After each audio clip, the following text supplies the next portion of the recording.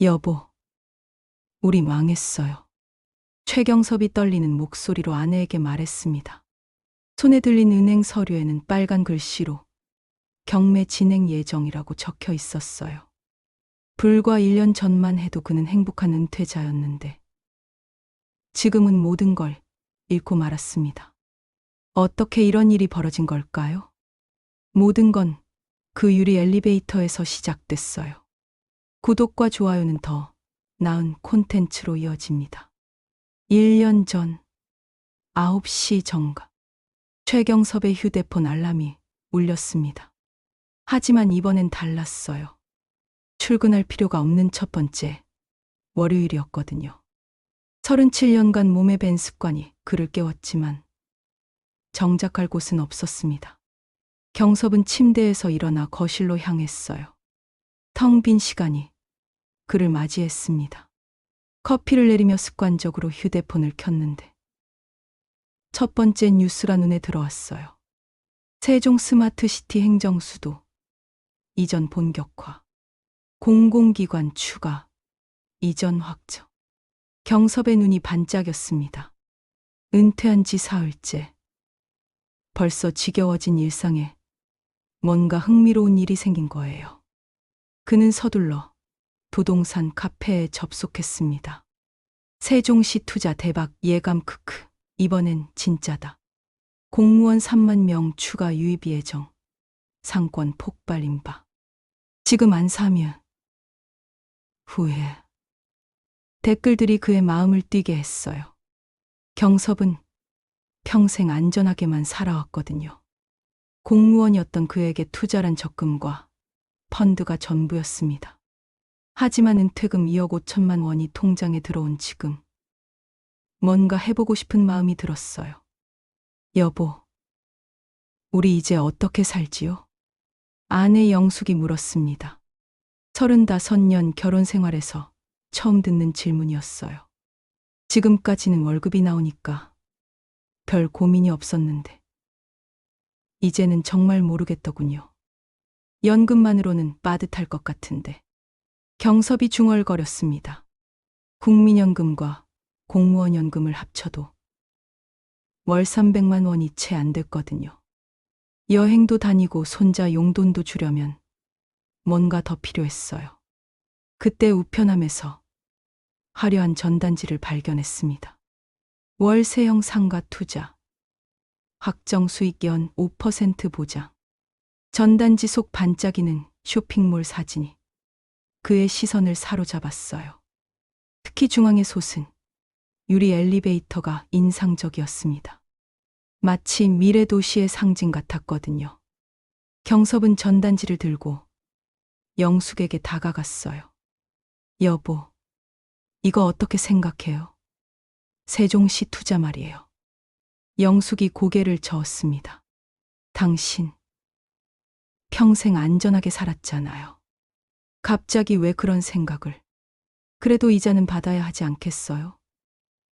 은행 금리로는 한 달에 100만 원도 안 나와요. 경섭의 마음속에서 뭔가 꿈틀거리기 시작했습니다. 안정만 추구했던 인생에서 처음으로 도전하고 싶은 마음이 들었어요. 은퇴 후 공허함을 채워줄 뭔가가 필요했거든요. 그날 밤 경섭은 침대에 누워 천장을 바라봤습니다. 머릿속에는 온통 세종시와 유리 엘리베이터 생각뿐이었어요. 정말 해볼까? 작은 중얼거림이 조용한 방 안에 울렸습니다. 경섭은 아직 모르고 있었어요. 이 작은 호기심이 그의 인생을 송두리째 바꿀 거라는 사실을 말이에요. 그리고 1년 후 그 유리 엘리베이터가 멈추는 날 모든 것이 끝날 거라는 사실도 말입니다. 여러분은 은퇴 후 어떤 투자를 계획하고 계신가요? 댓글로 경험담을 들려주세요.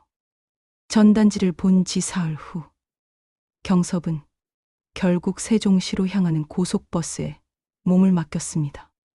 영숙의 반대에도 불구하고 한 번만 보고 오겠다며 집을 나선 거예요. 그냥 구경만 하고 올게요. 하지만 경섭의 마음은 이미 기울어져 있었습니다. 세종시에 도착한 경섭을 마중 나온 건 김성우 부장이라는 중년 남성이었어요. 깔끔한 정장에 번들거리는 얼굴, 그리고 끊임없는 미소가 인상적이었습니다. 경섭 씨, 정말 좋은 타이밍에 오셨네요. 지금이 마지막 기회거든요. 성우는 차 안에서부터 세일즈를 시작했어요. 창밖으로 보이는 세종시의 풍경은 정말 미래도시 같았습니다. 넓은 도로와 반듯한 건물들, 그리고 곳곳에 보이는 공사 현장들이 성장의 가능성을 보여주고 있었어요. 보세요. 저기 정부 청사가 보이죠? 저기서 일하는 공무원들이 매일 3만 명씩 출퇴근해요. 점심 한 끼만 먹어도 어마어마한 시장이거든요. 경섭은 고개를 끄덕였습니다. 같은 공무원 출신이라 그 말이 실감났거든요. 드디어 도착한 곳은 세종 스카이몰이었습니다. 15층짜리 복합 쇼핑몰의 중앙에는 정말로 거대한 유리 엘리베이터가 서 있었어요. 투명한 유리벽 너머로 사람들이 오르내리는 모습이 마치 미래 영화의 한 장면 같았습니다. 와, 정말 멋지네요. 경섭이 감탄했어요. 평생 시골 읍내에서만 살았던 그에게 이런 시설은 충격적이었습니다. 이게 다 아니에요. 지하 3층에는 대형마트가 있고 지상에는 레스토랑과 카페, 그리고 각종 생활 편의 시설이 다 들어와 있거든요. 성우가 엘리베이터 버튼을 눌렀습니다. 12층. 경섭이 투자를 고려하고 있는 상가가 있는 층이었어요. 엘리베이터 안에서 성우는 태블릿을 꺼내 수치들을 보여줬습니다. 보세요. 이 시뮬레이션 결과를. 보수적으로 계산해도 연 5% 수익은 보장됩니다. 임차 수요는 끊이지 않고요. 화면에는 화려한 그래프와 숫자들이 춤을 추고 있었어요. 월세 수입 예상에 공실률 0%, 연간 수익률 5.2%. 모든 게 완벽해 보였습니다. 변동금리로 70%까지 대출 받으실 수 있어요. 지금 금리가 낮으니까 절호의 기회죠. 변동금리요. 오를 수도 있는 거 아닌가요? 경섭이 조심스럽게 물었습니다. 아, 그건 걱정 마세요. 정부에서 금리 안정화 정책 펼치고 있어서 더 오르지 않을 거예요. 오히려 내년엔 내릴 수도 있고요. 성우의 확신에 찬 목소리가 경섭의 마지막 의심을 지워냈습니다. 12층에 도착해서 둘러본 상가. 공간은 정말 깔끔했어요. 40평 정도의 넓이에 통유리창으로 되어 있어서 전망도 좋았습니다. 멀리 보이는 정부 청사와 아래로 내려다 보이는 번화가가 한눈에 들어왔어요. 여기 카페나 레스토랑 들어오면 대박 날 거예요. 공무원들 점심시간에 몰려올 테니까요. 그때 경섭의 눈에 작은 스티커가 보였습니다. 엘리베이터 조작반 옆에 붙어 있는 정기점검 예정이라는 작은 안내문이었어요. 하지만 성우의 열정적인 설명에 묻혀 그냥 지나쳤습니다. 어떠세요? 이 기회 놓치면 진짜 후회하실 거예요. 경섭의 마음이 완전히 기울었습니다. 숫자도 좋고 위치도 좋고 미래 전망도 밝아 보였거든요. 무엇보다 평생 안전하게만 살았던 자신에게 새로운 도전을 할 기회 같았어요. 한 번 더 생각해보고 연락드릴게요. 하지만 경섭의 목소리에는 이미 결정이 담겨 있었습니다. 집으로 돌아가는 버스 안에서도 머릿속엔 온통 유리, 엘리베이터와 그 수익률 시뮬레이션뿐이었어요. 그날 밤 영숙에게 모든 걸 설명했지만 아내의 반응은 차가웠습니다. 당신, 정말 괜찮을 거라고 생각해요? 괜찮을 거야. 계산해봤는데 충분히 가능해. 경섭은 자신도 모르게 확신에 찬 목소리로 대답했습니다. 그 유리 엘리베이터가 주는 환상에 완전히 빠져버린 거예요. 일주일 후 경섭은 다시 세종시에 있었습니다. 이번엔 계약서를 들고 말이에요. 밤새 인터넷으로 상권 분석 자료를 찾아보고 계산기를 두드려가며 수익률을 재검산한 결과였습니다. 정말 잘 결정하셨어요. 경섭 씨 같은 분이 우리가 원하는 투자자거든요. 성우가 활짝 웃으며 계약서를 내밀었습니다. 20장이 넘는 두꺼운 서류였는데 경섭은 주요 조건들만 훑어봤어요. 구매 가격 15억, 대출 10억 5천만 원, 변동금리 연 3.5% 시작. 여기 도장 찍으시면 됩니다. 경섭의 손이 살짝 떨렸습니다. 평생 이렇게 큰 돈을 움직여 본 적이 없었거든요. 하지만 성우가 보여준 임대 수익 계산서를 다시 한번 보니 확신이 들었어요. 월세 300만 원의 관리비 별도, 1년 계약에 2년 연장 옵션까지. 완벽하죠. 도장이 계약서에 찍히는 순간 경섭은 새로운 인생이 시작됨을 느꼈습니다. 평생 월급쟁이로만 살았던 자신이 이제 건물주가 된 거예요. 축하합니다. 이제 세종시 상권의 주인이시네요. 성우와 악수를 나누며 경섭은 미소를 지었습니다. 커피 한 잔으로 간단히 축배를 든 뒤 경섭은 다시 유리 엘리베이터를 타고 자신의 상가를 구경했어요. 이제 정말 내 거구나. 12층에서 내려다본 세종시의 풍경이 더욱 아름다워 보였습니다. 저 아래 오가는 사람들이 모두 잠재 고객으로 보였거든요. 집으로 돌아가는 길, 경섭은 영숙에게 전화를 걸었습니다. 여보, 계약 끝났어요. 정말요? 당신, 변동금리 맞죠? 전화 너머로 영숙의 걱정스러운 목소리가 들렸습니다. 맞아요. 하지만 지금 금리가 바닥이라고 하니까 괜찮을 거예요. 잠깐의 정적이 흘렀습니다. 경섭은 아내가 뭔가 말하려는 걸 느꼈지만 이미 계약이 끝난 상황에서 더 이상 무슨 말을 할 수 있겠어요. 잘했을 거예요, 당신. 영숙의 대답은 짧았지만 그 속에 담긴 복잡한 감정을 경섭은 알아챘습니다. 버스 창밖으로 세종시청 앞 현수막이 보였어요. 세종행정수도 시즌2. 대한민국 미래의 중심. 경섭은 그 현수막을 보며 자신의 선택이 옳았다고 다시 한번 확신했습니다.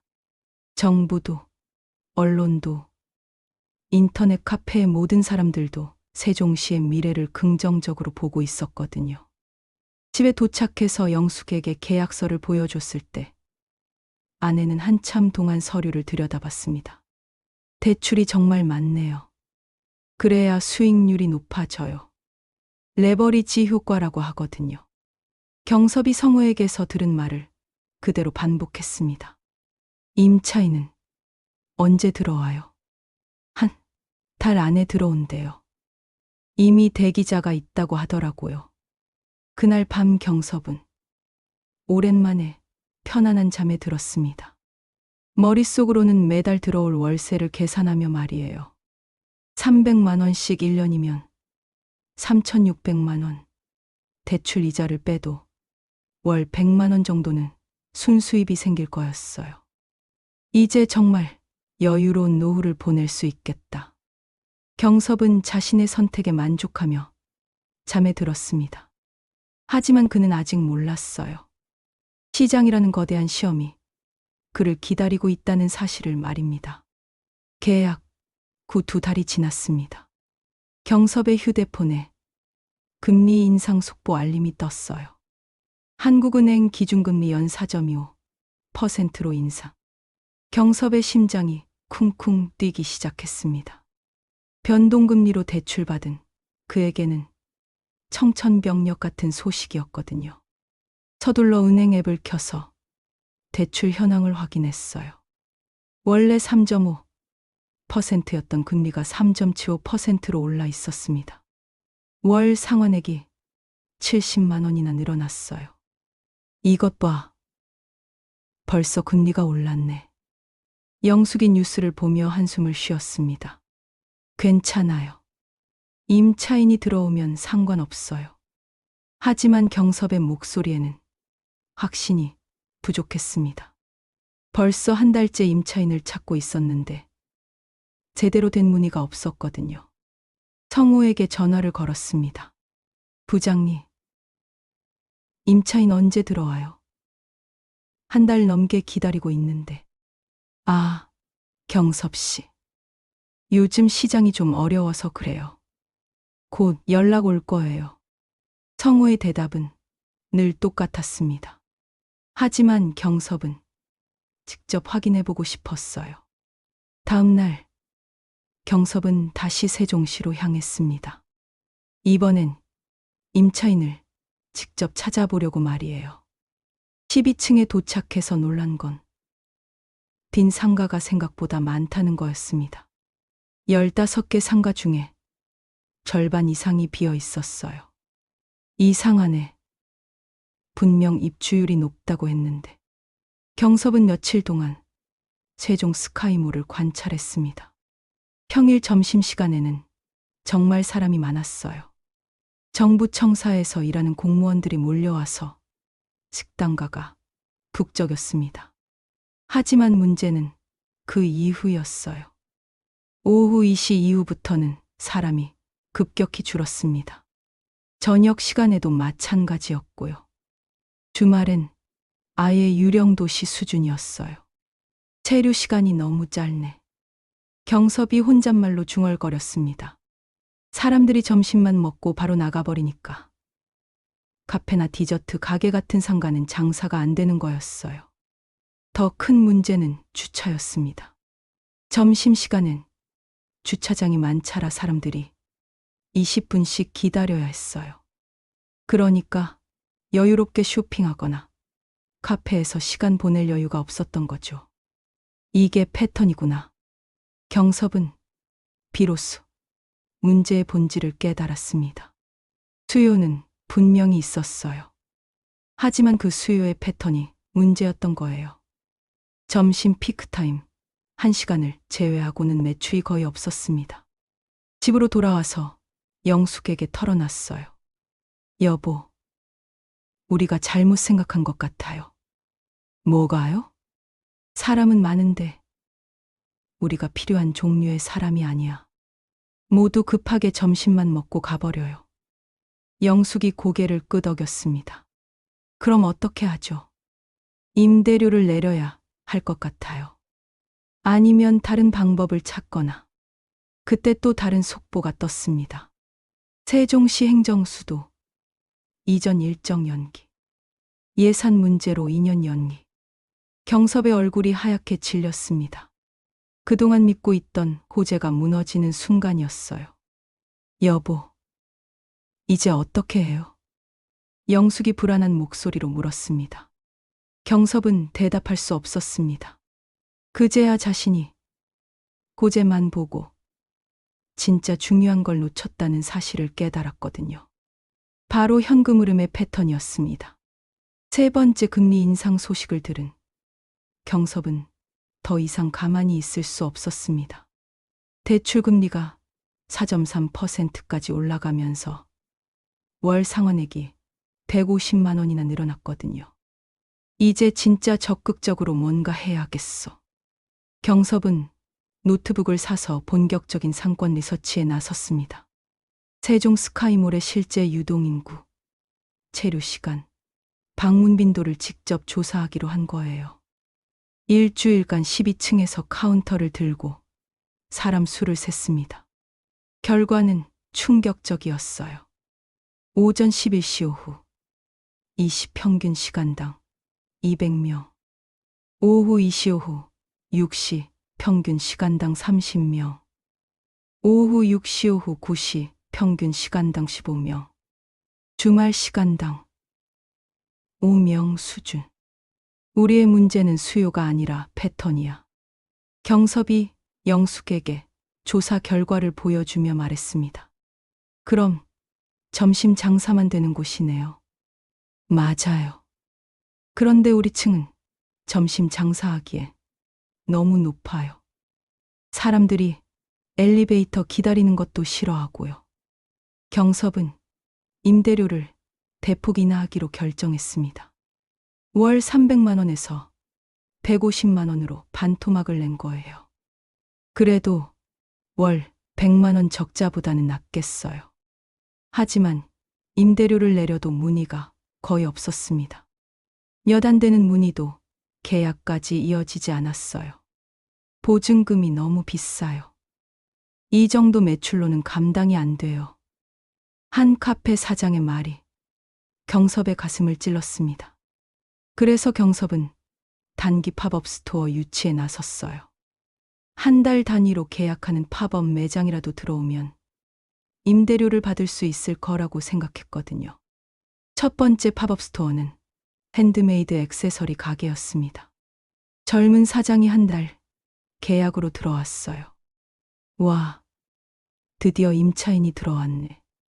경섭은 안도했습니다. 하지만 기쁨도 잠시.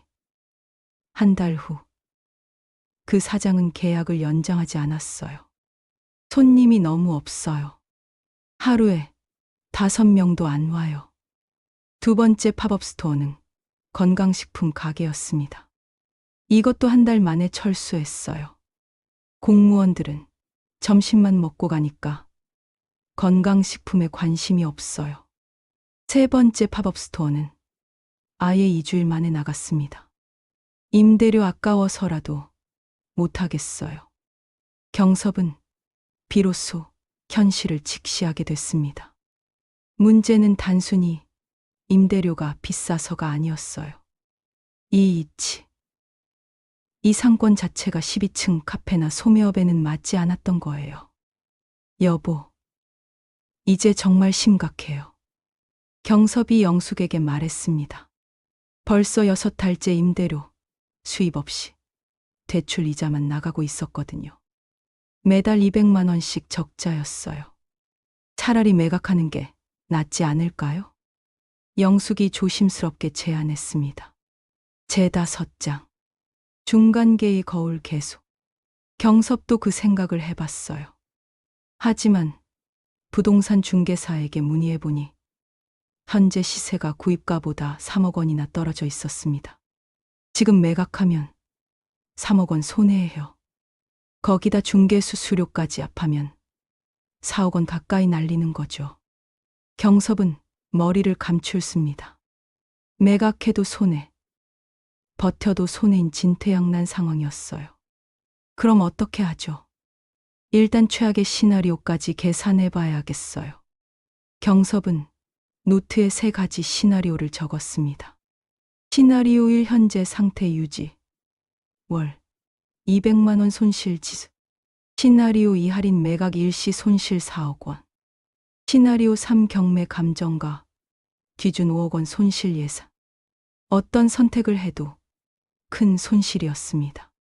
하지만 경섭은 시간이 지날수록 상황이 더 나빠질 것 같은 불안감을 느꼈어요. 여보, 우리 집 전세로 전환하는 게 어떨까요? 왜요? 매달 200만 원씩 나가니까 1년이면 2,400만 원이에요.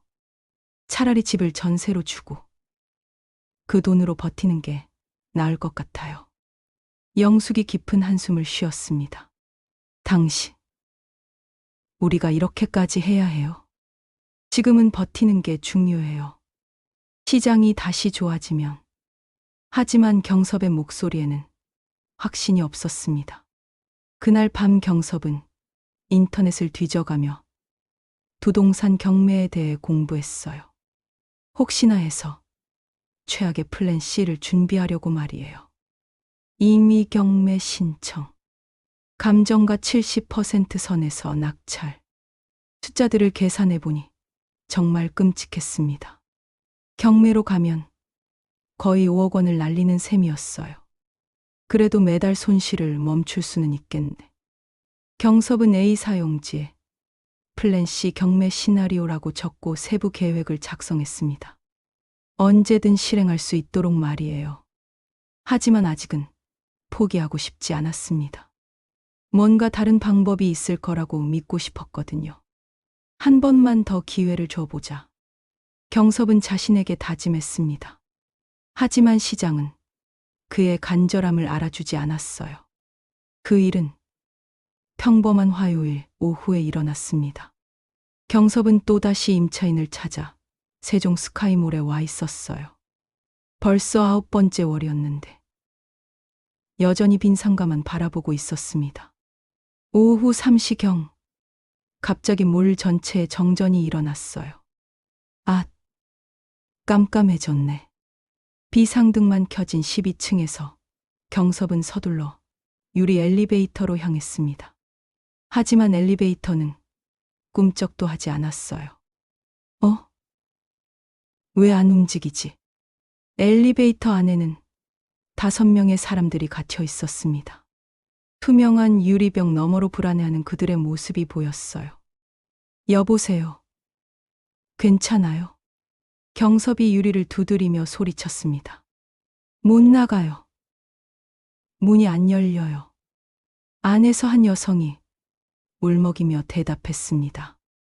바로 그때 경섭의 휴대폰에 메시지가 왔어요. KB국민은행 대출 만기 연장 신청이 거절되었습니다. 자세한 사항은 담당자에게 문의 바랍니다. 경섭의 다리에 힘이 빠졌습니다. 갇힌 사람들처럼 자신도 빠져나갈 수 없는 상황에 처한 거였어요.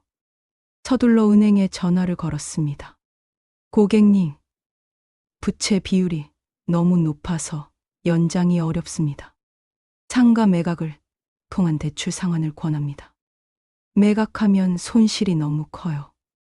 다른 방법은 없나요? 죄송하지만 현재로선 다른 방법이 없습니다. 전화를 끊고 나서 경섭은 멍하니 갇힌 사람들을 바라봤어요. 그들은 계속 도움을 요청하고 있었지만 정작 자신은 아무것도 할 수 없었습니다. 30분 후에야 전기가 복구되고 엘리베이터가 움직였어요. 사람들이 겨우 나오면서 안도의 한숨을 쉬었습니다. 정말 무서웠어요. 엘리베이터는 믿을 게 못 되네요. 한 남성이 계단을 이용하겠다며 멀어져 갔습니다. 경섭도 계단으로 내려갔어요. 1층에 도착해서 영숙에게 전화를 걸었습니다. 여보, 은행에서 연장 거절했어요. 그럼 어떻게 해요? 매각하거나 경매로 가야 할 것 같아요. 전화 너머로 영숙의 흐느끼는 소리가 들렸습니다. 여보, 이제 그만해요. 우리 살아야 해요. 아내의 간절한 목소리가 경섭의 마지막 희망을 꺾었습니다. 그는 비로소 인정할 수밖에 없었어요. 자신의 꿈이었던 유리 엘리베이터가 오늘 멈춘 것처럼 자신의 투자도 여기서 끝이라는 사실을 말이에요. 집으로 돌아가는 버스 안에서 경섭은 부동산 중개사에게 전화를 걸었습니다. 금매로 내놓아 주세요. 가격은 최대한 빨리 팔 수 있는 선에서 정해 주세요. 알겠습니다. 손실을 감수하시더라도 빨리 정리하시겠다는 말씀이죠. 네. 더 이상 버틸 수가 없어요. 전화를 끊고 경섭은 창밖을 바라봤습니다. 해가 지고 있었어요. 자신의 꿈도 함께 지고 있었습니다. 그날 밤 경섭은 플랜 C를 꺼내 들었습니다. 한 달 안에 매각이 안 되면 경매 신청을 하기로 결정한 거예요. 여보, 미안해요. 영숙에게 사과했지만 아내는 대답 대신 그를 껴안아줬습니다. 괜찮아요. 우리 다시 시작하면 되죠. 하지만 경섭은 알고 있었어요. 이번 실패로 잃은 건 돈만이 아니라는 사실을 말입니다. 금매로 내놓은 지 3주가 지났지만 매수자가 나타나지 않았습니다. 경섭은 결국 경매 신청서를 작성했어요. 임의경매 신청서. 법원에 서류를 제출하는 경섭의 손이 떨렸습니다. 평생 법원에 올 일이 없을 거라고 생각했는데 이런 이유로 오게 될 줄은 몰랐어요. 접수 완료됐습니다. 약 3개월 후에 경매가 진행될 예정입니다. 직원의 무미건조한 목소리가 경섭의 가슴을 찔렀습니다. 집으로 돌아와서 영숙에게 말했어요. 경매 신청했어요. 영숙이 고개를 끄덕였습니다. 이미 각오하고 있던 일이었거든요. 그럼 이제 우리 집도 정리해야죠. 네. 전세로 내놓을게요. 그 돈으로 당분간 버텨야죠. 부부는 30년간 살았던 집을 정리하기 시작했습니다. 추억이 담긴 물건들을 박스에 넣으면서 영숙이 물었어요. 당신, 후회해요? 경섭이 잠시 생각했습니다. 후회보다는 아무것도 모르고 덤벼든 게 부끄러워요. 그래도 도전한 건 잘했어요. 평생 안전하게만 살 순 없잖아요. 영숙의 위로가 고마웠지만 경섭의 마음은 무거웠습니다. 3개월 후 법원 경매장에서 망치 소리가 울렸습니다.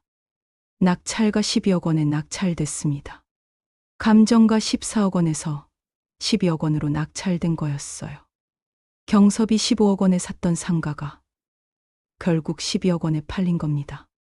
대출 원금과 이자를 제하면 계산해보니 경섭에게 돌아오는 돈은 거의 없었어요. 오히려 추가로 2천만 원을 더 내야 하는 상황이었습니다. 법원 복도에서 경섭과 영숙은 말없이 앉아 있었어요. 37년 공무원 생활로 모은 돈이 1년 만에 사라진 거였습니다. 이제 어떻게 하죠? 영숙이 조용히 물었습니다. 일해야죠. 다시 일하는 수밖에. 경섭의 대답은 담담했습니다. 더 이상 좌절할 여유도 없었거든요. 2주일 후 경섭은 대리운전 학원에 등록했어요. 62세의 나이에 새로운 일을 배우는 거였습니다. 밤에는 대리운전, 낮에는 택배 상하차 알바를 하려고요. 영숙도 마트에서 아르바이트를 시작했습니다. 첫 대리운전 날 경섭은 형광조끼를 입고 한강공원 근처에서 대기했어요. 비가 내리고 있었습니다. 아저씨, 용산까지 갈 수 있어요?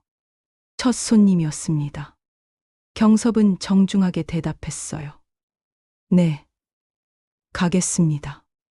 운전하면서 와이퍼가 만드는 리듬을 들었습니다. 규칙적이고 끈질긴 소리였어요. 마치 삶의 리듬 같았습니다. 아저씨, 대리운전 하신 지 오래됐어요? 아니요. 이제 시작한 지 얼마 안 됐어요. 그래도 운전은 잘하시네요. 손님의 칭찬이 고마웠습니다. 오랜만에 누군가에게 인정받는 기분이었거든요. 그날 밤 집에 돌아온 경섭은 영숙에게 말했어요. 생각보다 나쁘지 않네요. 뭐가요? 일하는 게요. 누군가에게 도움이 되는 일이라는 게 느껴져요. 영숙이 미소를 지었습니다. 그래요. 우리 다시 시작하는 거예요. 경섭의 얼굴에도 오랜만에 평온함이 스며들었습니다. 쓰라렸지만 이상하게도 마음이 명료해진 기분이었어요. 대리운전을 시작한 지 6개월이 지났습니다. 경섭은 이제 익숙해진 야간 업무를 소화하고 있었어요. 밤의 서울을 누비며 다양한 사람들을 만나는 일이 생각보다 의미 있었습니다. 어느 목요일 저녁, 호출이 왔어요. 초등학교 앞에서 픽업 부탁드려요. 도착해보니 초등학생 한 명이 혼자 서 있었습니다. 할아버지. 아이가 반갑게 뛰어왔어요. 경섭의 손자 민준이었습니다. 민준아, 학원 끝났구나? 네. 할아버지가 마중 와주신다고. 엄마가 그랬어요. 차 안에서 민준이 말했어요. 할아버지, 요즘 왜 자주 못 봬요? 할아버지가 일하거든. 민준이 용돈 벌려고. 할아버지도 이래요. 어른인데. 아이의 순진한 질문에 경섭이 웃었습니다. 어른도 이래야지. 그래야 민준이 같은 소중한 사람들을 지킬 수 있거든. 그럼 할아버지는 영웅이네요. 민준의 말에 경섭의 가슴이 따뜻해졌어요. 투자로 돈을 벌 때는 느낄 수 없었던 감정이었습니다. 집에 도착해서 민준을 내려주며 경섭이 말했어요. 민준아, 할아버지가 하나 가르쳐 줄게. 뭐요? 세상에는 빨리 가는 엘리베이터도 있고 천천히 가는 계단도 있어. 둘 다 같은 곳에 도착하지만 계단으로 가면 더 튼튼해져. 무슨 뜻이에요? 나중에 크면 알게 될 거야. 다음 주 경섭은 특별한 제안을 받았어요. 지역 도서관에서 은퇴 후 재정관리라는 주제로 강연을 해달라는 거였습니다. 제가 강연해요. 실패한 사람인데 실패 경험이야말로 가장 좋은 교육 자료죠. 담당자의 말에 경섭이 고민했습니다. 자신의 실패를 공개적으로 말하는 게 쉽지 않았거든요. 하지만 영숙이 격려해 줬어요. 당신의 경험이 다른 사람들에게 도움이 될 거예요. 강연 당일 50여 명의 중장년층이 모였습니다. 경섭은 떨리는 마음으로 마이크를 잡았어요. 안녕하세요. 저는 작년에 부동산 투자로 큰 실패를 한 최경섭이라고 합니다. 솔직한 시작에 청중들이 집중했어요. 저는 세종시에 유리 엘리베이터를 보고 투자했습니다. 정부 이전 호재에 현혹돼서 말이죠. 경섭은 자신의 실패 과정을 상세히 설명했습니다. 호재에만 집중하고 진짜 중요한 걸 놓쳤던 이야기를요. 제가 놓친 건 바로 이겁니다. 유동, 체류, 재방문. 칠판에 세 단어를 적었어요. 사람이 많이 지나가는 것 유동과 오래 머무는 것 체류, 그리고 다시 찾아오는 것 재방문은 완전히 다릅니다. 저는 유동만 보고 투자했어요. 청중들이 고개를 끄덕였습니다.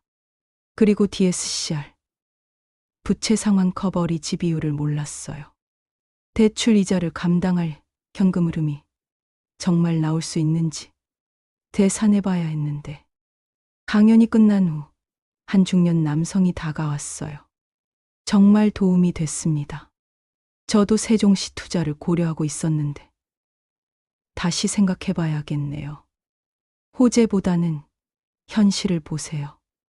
실제 현금 흐름을 계산해 보시고요. 그날 밤 집으로 돌아온 경섭에게 영숙이 말했어요.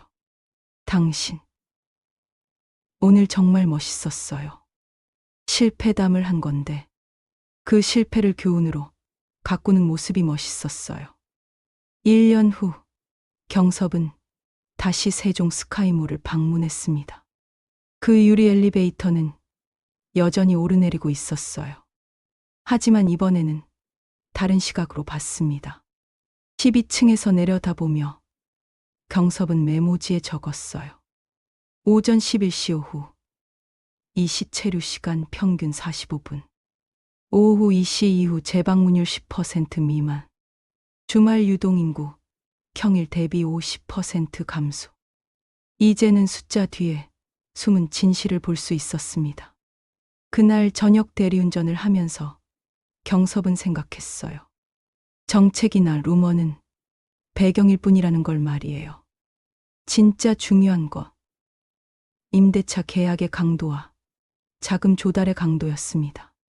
계약의 강도, 자금의 강도가 삶을 지키는구나. 신호등 앞에서 멈춘 경섭이 중얼거렸습니다. 그의 앞으로는 서울의 불빛들이 지도처럼 펼쳐져 있었어요. 각각의 불빛에는 누군가의 삶이 담겨 있었습니다. 경섭도 이제 그 불빛 중 하나가 됐어요. 화려하지는 않지만 꾸준하고 진시한 불빛으로 말이에요. 여러분의 투자 철학은 무엇인가요? 호재를 쫓으시나요? 아니면 현금 흐름을 분석하시나요? 댓글로 여러분만의 투자 경험과 교훈을 공유해 주세요. 그리고 이런 실패와 회복의 이야기가 도움이 되셨다면 구독과 좋아요, 버튼을 눌러주시기 바랍니다. 여러분의 관심이 더 많은 사람들에게 값진 교훈을 전할 수 있게 해줍니다. 다음에는 어떤 이야기로 찾아뵐까요? 여러분이 듣고 싶은 투자 실패담이나 성공 스토리가 있다면 댓글로 제안해 주세요. 우리 모두 유리 엘리베이터의 환상이 아닌 대단을 오르는 꾸준함으로 진짜 성공을 만들어 가시기 바랍니다.